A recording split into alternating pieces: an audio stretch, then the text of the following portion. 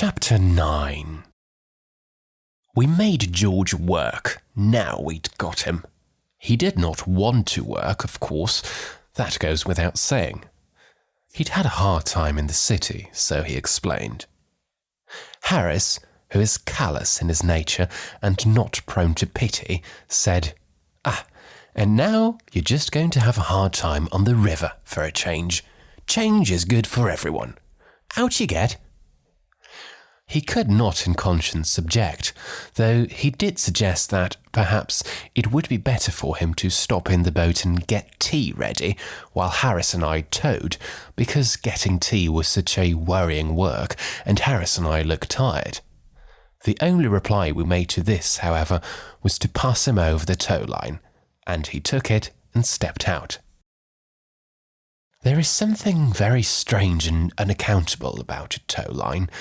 You roll it up with as much patience and care as you would take to fold up a new pair of trousers, and 5 minutes afterwards, when you pick it up again, it is one ghastly, soul-revolting tangle.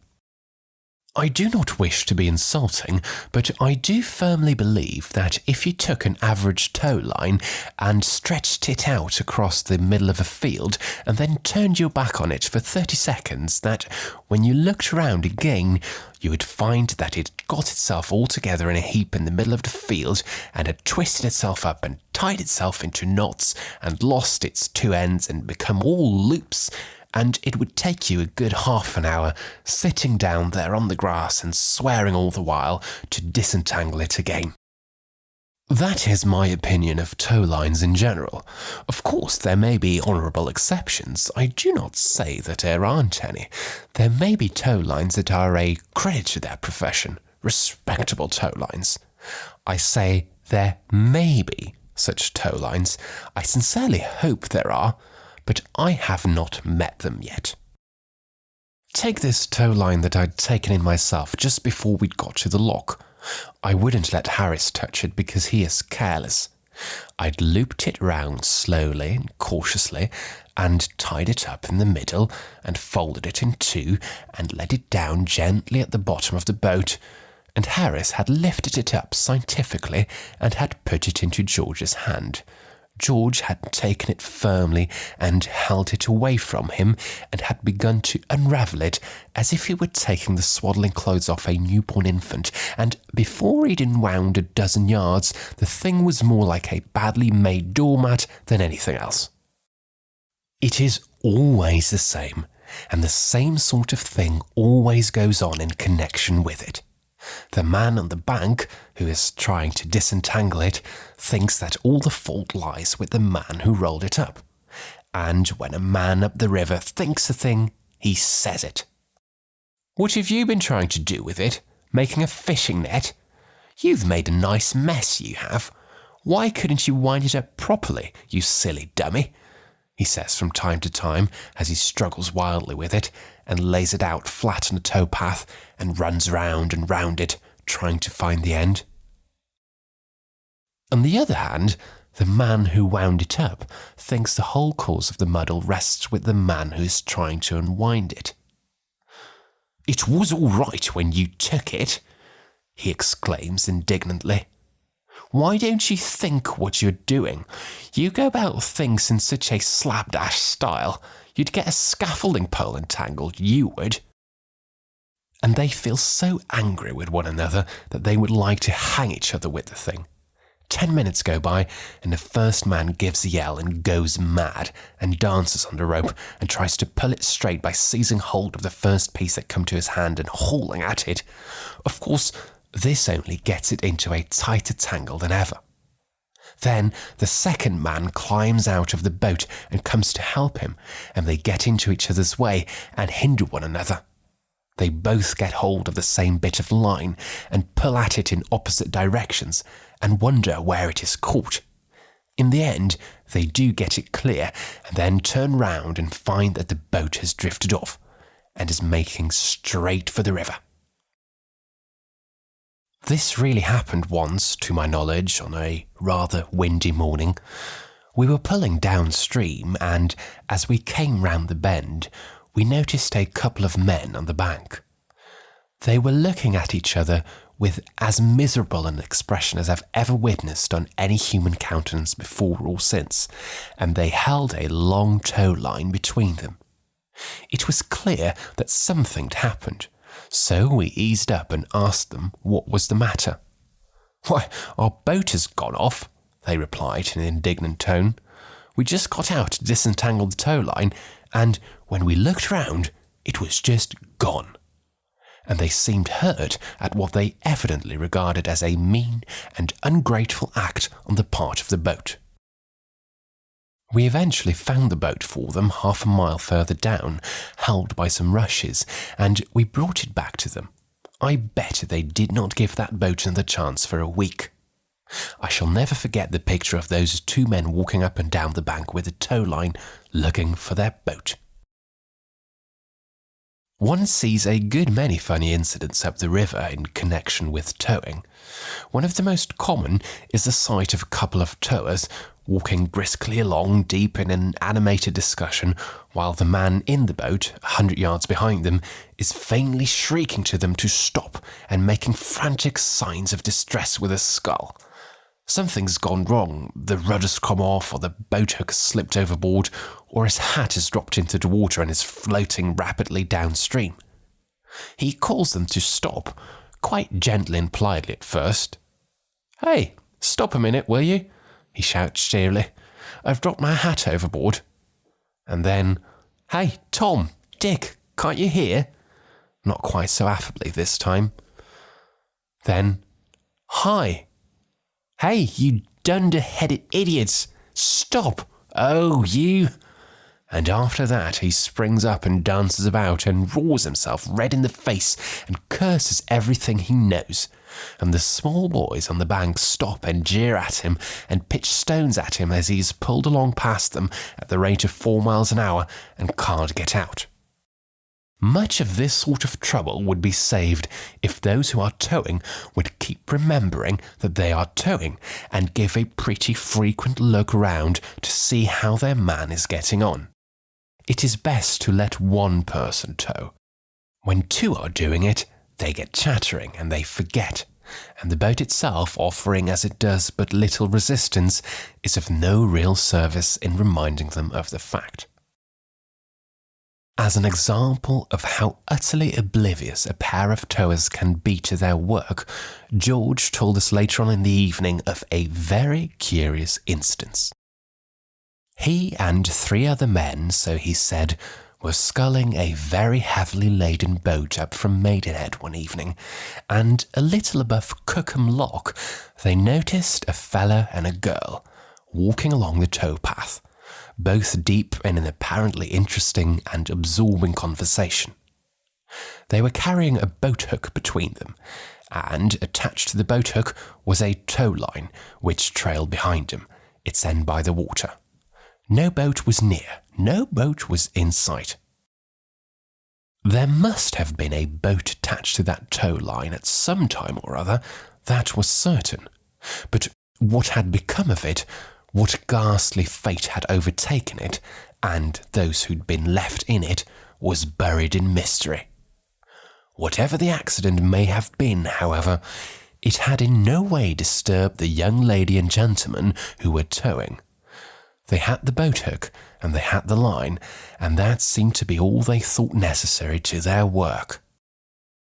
George was about to call out and wake them up, but at that moment a bright idea flashed across him, and he didn't. He got the hitcher instead, and reached over and drew in the end of the tow line, and they made a loop in it, and put it over their mast, and they tied up the sculls, and went and sat down in the stern and lit their pipes. And that young man and young woman towed those 4 hulking chaps and a heavy boat up to Marlow. George said he never saw so much thoughtful sadness concentrated into one glance before as when, at the lock, that young couple grasped the idea that, for the last 2 miles, they'd been towing the wrong boat. George fancied that, if it hadn't been for the restraining influence of the sweet woman at his side, the young man might have given way to violent language. The maiden was the first to recover from her surprise, and when she did, she clasped her hands and said wildly, "Oh, Henry, then where is Auntie?" Another example of the dangerous want of sympathy between tower and towed was witnessed by George and myself once up near Walton. It was where the towpath shelves gently down into the water, and we were camping on the opposite bank, noticing things in general. By and by, a small boat came in sight, towed through the water at tremendous pace by a powerful barge horse, on which sat a very small boy. Scattered about the boat, in dreamy attitudes, lay 5 fellows, the man who was steering having a particularly restful appearance. "I should like to see him pull the wrong line," murmured George as they passed. And at that precise moment the man did it, and the boat rushed up the bank with a noise like the ripping up of 40,000 linen sheets. 2 men, a hamper, and 3 oars immediately left the boat on the larboard side and reclined on the bank, and 1.5 moments afterwards 2 other men disembarked from the starboard and sat down among boat hooks and sails and carpet bags and bottles. The last man went on 20 yards further and then got out on his head. This seemed to sort of lighten the boat, and it went on much easier, the small boy shouting at the top of his voice and urging his steed into a gallop. The fellows sat up and stared at one another. It was some seconds before they realized what had happened to them, but when they did, they began to shout lustily for the boy to stop. He, however, was too much occupied with the horse to hear them, and we watched them flying after him until the distance hid them from view. I cannot say I was sorry at that mishap. Indeed, I only wish that all the young fools who have their boats towed in this fashion, and plenty do, could meet with similar misfortunes. Besides the risk they run themselves, they become a danger and annoyance to every other boat they pass. Going at the pace they do, it is impossible for them to get out of anybody's way, or for anybody else to get out of theirs. Their line gets hitched across your mast and overturns you, or it catches somebody in the boat and either throws them into the water or cuts their face open. The best plan is to stand your ground and be prepared to keep them off with the butt end of a mast. Of all experiences in connection with towing, the most exciting is being towed by girls. It is a sensation that nobody ought to miss. It takes 3 girls to tow always. 2 hold the rope, and the other one runs round and round and giggles. They generally begin by getting themselves tied up. They get the line round their legs and have to sit down on the path and undo each other, and then they twist it round their necks and are nearly strangled. They fix it straight, however, at last, and start off at a run, pulling the boat along at quite a dangerous pace. At the end of 100 yards, they are naturally breathless, and suddenly stop and sit down on the grass and laugh, and your boat drifts out to midstream and turns around before you know what's happened or can even get hold of a scull. And then they stand up and are surprised. "Oh, look," they say, "he's gone right out into the middle." They pull on pretty steadily for a bit after this, and then it all at once occurs to one of them that she will pin up her frock, and they ease up for the purpose, and the boat runs aground. You jump up and push it off, and you shout to them not to stop. "Yes, what's the matter?" they shout back. "Don't stop," you roar. "Don't what?" "Don't stop. Go on, go on." "Go back, Emily, and see what it is they want," says one, and Emily comes back and asks what it is. "What do you want?" she says. "Anything happened?" "No," you reply. "It's all right. Just go on, you know. Don't stop." "Why not?" "Why, we can't steer if you keep stopping. You must keep some way on the boat." Keep some what? Some way. You must keep the boat moving. Oh, all right, I'll tell him. Are we doing it all right? Oh, yes, very nicely indeed, only don't stop. It doesn't seem so difficult at all. I thought it was so hard. Oh, no, it's simple enough. You want to keep on steady at it, that's all. I see. Give me out my red shawl. It's under the cushion. You find the shawl and hand it out, and by this time another one has come back and thinks she will have hers too. And they take Mary's on chance, and Mary doesn't want it, so they bring it back and have a pocket comb instead. It is about 20 minutes before they get off again, and at the next corner they see a cow, and you have to leave the boat to chivvy the cow out of their way. There is never a dull moment in the boat while girls are towing it. George got the line right after a while and towed us steadily on to Penton Hook. There we discussed the important question of camping. We had decided to sleep on board that night, and we either had to lay up just about there or go on past Staines. It seemed rather early to think about shutting up then, however, with the sun still in the heavens, and we settled to push straight on for Runnymede, 3.5 miles further, a quiet wooded part of the river, and where there is good shelter. Afterward, we all wished, however, that we'd stopped at Penton Hook. 3 or 4 miles upstream is a trifle early in the morning, but it is a weary pull at the end of a long day. You take no interest in the scenery during these last few miles. You do not chat and laugh. Every half mile you cover seems like 2. You can hardly believe you are only where you are, and you're convinced that the map must be wrong. And when you've trudged along for what seems to you at least 10 miles, and still the loch is not in sight, you begin to seriously fear that somebody must have sneaked it and run off with it. I remember being terribly upset once up the river. I was out with a young lady, a cousin on my mother's side, and we were pulling down to Goring. It was rather late, and we were anxious to get in. At least she was anxious to get in. It was 6:30 when we reached Benson's Lock, and dusk was drawing on, and she began to get excited then. She said she must be in to supper. I said it was a thing I felt I wanted to be in at too, and I drew out a map I had with me to see exactly how far it was. I saw it was just 1.5 miles to the next lock, Wallingford, and 5 on from there to Cleve. Oh, it's all right, I said. We'll be through the next lock before 7, and then there is only one more. And I settled down and pulled steadily away. We passed the bridge, and soon after that I asked her if she saw the lock. She said no, she didn't see any lock, and I said, oh, and pulled on. Another 5 minutes went by, and then I asked her to look again. No, she said, I can't see any signs of a lock.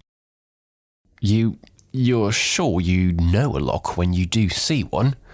I asked hesitatingly, not wishing to offend her.